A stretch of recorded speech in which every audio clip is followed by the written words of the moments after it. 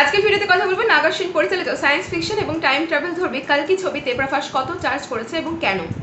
সবার প্রথমে বলে এই ছবির বাজেট 600 কোটি এবং ভারতীয় চলচ্চিত্রে এটি সবচেয়ে বড় বাজেটের ছবি।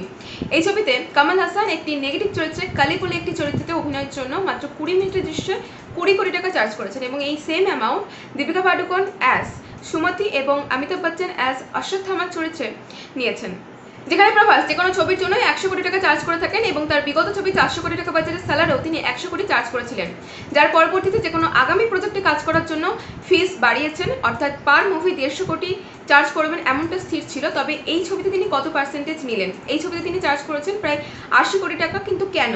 আসলে এই ছবির ভিএফএক্স, যা আমরা টিজার ট্রেলার এবং মুভিতেও দেখতে পেয়েছি, যা এক কথায় দুর্দান্ত, এবং তিনি হয়তো ফিসটা না কমালে এই ছবিটা এই লেভেলে হয়তো পৌঁছতে পারতো না।